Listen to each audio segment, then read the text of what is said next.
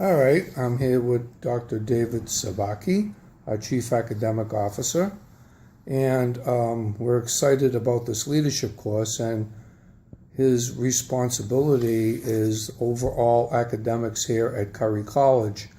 And I was curious into asking Dr. Sabaki what he thought. Welcome this afternoon.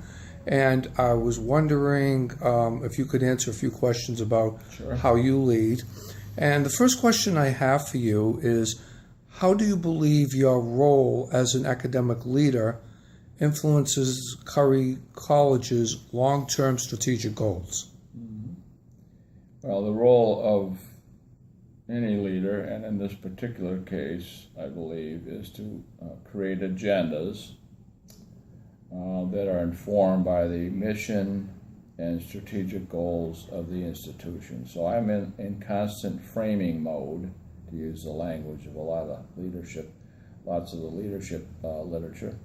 So I'm constantly framing agendas and then helping and facilitating people to move along on those agendas, always with the mission and the strategic plan in mind. Now, some practical ways to think about that. So as one meets with the various committees and constituencies and task forces and projects and even individual faculty member, you always have, I would argue, at your fingertips the language of mission, the language of your strategic plan, and the goals and objectives that are appropriate at that particular moment. So you're framing the issues of the day in the larger context. And then as a lesson to any would-be leader, that's always the task of leadership, to be that voice and to be that narrative. I guess that's my primary job when it comes to the strategic plan. I also I act a lot within the strategic plan, but I think your question really speaks to the role in influencing things. I influence by setting agendas and by framing with these big artifacts in mind. Okay, great. Next question. What do you believe drives a leader to motivate the actions of others toward success?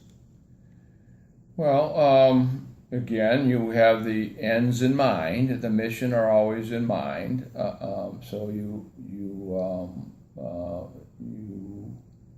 don't ever stray too far away from the mission.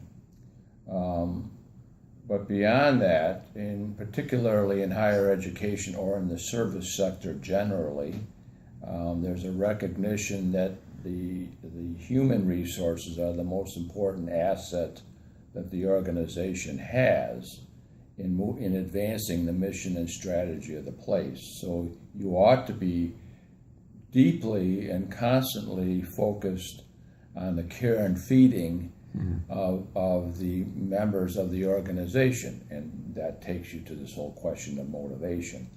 So if your human resources aren't motivated, if they aren't committed to the ends of the organization and using their talents effectively in advancing those ends, that's not their fault.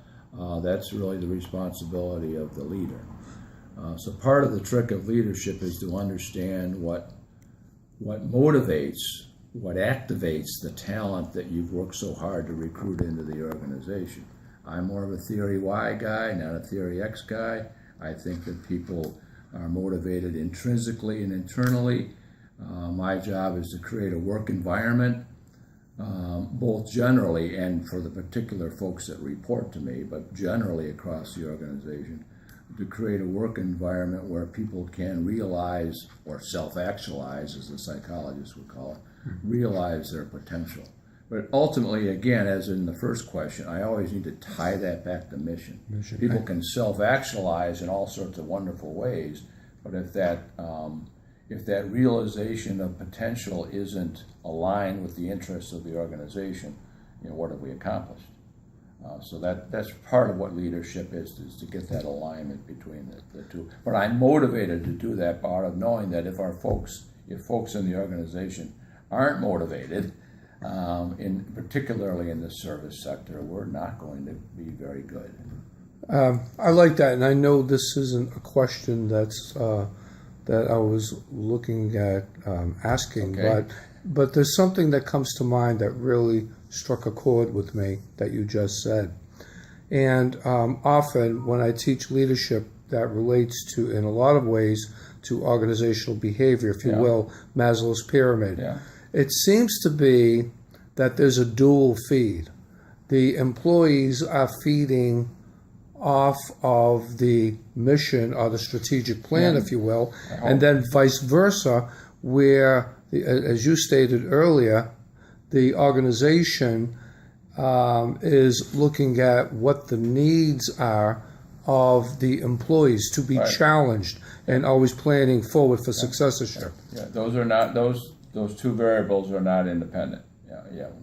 The motivations and self-actualization pathways of individuals ought to be aligned with the best interests of the organization. And if you roll that back from like a human resource management perspective and get into the business of recruitment and hiring and training and staff development, all those, every step, every one of those HRM functions is all about supporting alignment. There's other ways that alignment can happen as well, and that's a function of leadership and communication and incentives and job design and group design and process improvement. But the building blocks of human resource management in an org behavior sort of point of view ought to create opportunities for alignment, fit. So fit happens and can happen at multiple stages over the life cycle of an individual's participation in an organization.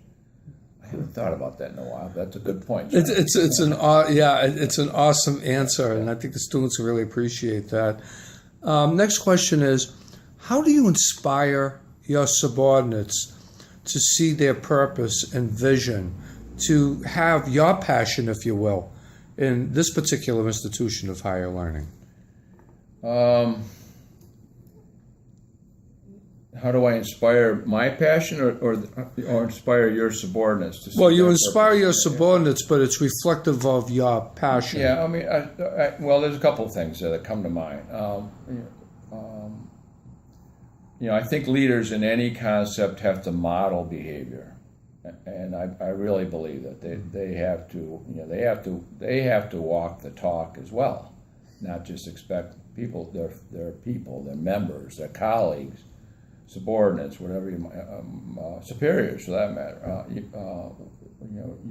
If you're going to expect others to walk the talk, you need to walk the talk as well, which includes work ethic and includes pulling your weight in the organization. So that's a starting point. But I'll go back to my theory why sort of approach to which is sort of a humanistic appreciation of human nature. I view my job as one of creating opportunities for people to realize their full potential. That's the second part of my answer. And I'm also a strong believer in the vision thing. As I've moved through my career and I've been at different stages and types of leadership opportunities, if you think of vision as a sense of creating a picture or a portrait of opportunity and future place, that tends to motivate individuals. That tends to sort of move individuals. Where are we going? If we do all this hard work and we engage in this kind of activity and treat our customers that way and design these kind of programs and treat our students like that, what's the end game? What's the vision? I think leaders have a particular opportunity to articulate that vision. What's the meaning of what we do? Now, if we can project the big meaning, the big V, the vision of where we want the organization to go, people begin to make the connection. They make the connection between what I do at my desk or at my computer or working with my team. They make a connection between that and the end game. That's where inspiration begins to happen. Because you think of the opposite. If I don't know where all this hard work is going, I begin to lose interest. I don't see the connection between what I do and some potential future state.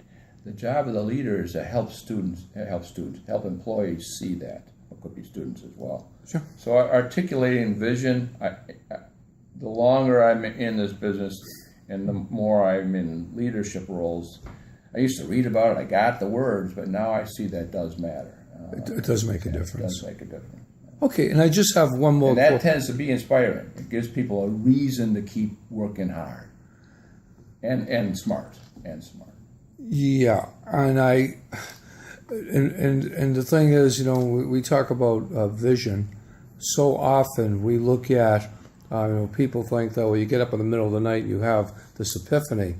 The reality of vision is that you may have an epiphany, but how do you get others to realize that your epiphany is going to drive them in a certain direction? Yeah, vision thing doesn't happen in a vacuum. It's interactive. And one more, sir, and that is, what advice would you give? And you did answer a lot of this already, but maybe a good wrap-up question. What advice would you give to anyone who aspires to be a leader? I think you got to be good at something. You need some kind of technical skill. Okay. So whatever it is, you need to know. You need to be able to understand in an operational sense what it is, what goes on in that organization. I don't care if it's a widget factory or McDonald's or a university, a hospital.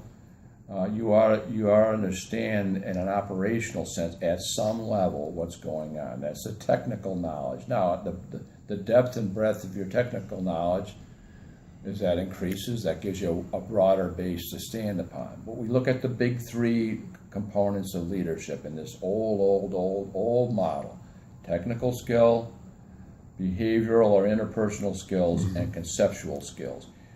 All three are important. As you move up into higher levels of leadership, the technical and the behavioral never go away. The conceptual increases in importance. What's the conceptual skill? It's the ability to both see the big picture and to articulate the big picture, whether it's a problem, an issue, an opportunity, the future of the organization, the vision, that the ability to conceptualize what the organization is all about and where the organization is going. But you have to be able to operate on all three planes.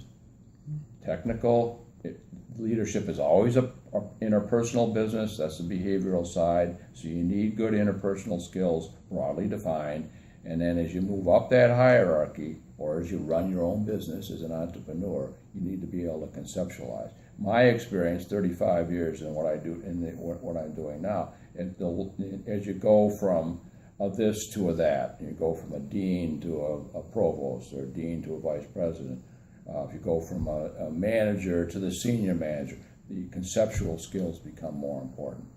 So, and something that, real quick, would that be something that they often refer to as EI, emotional intelligence? Well, emotional intelligence, I would put that as sort of a connecting tissue between the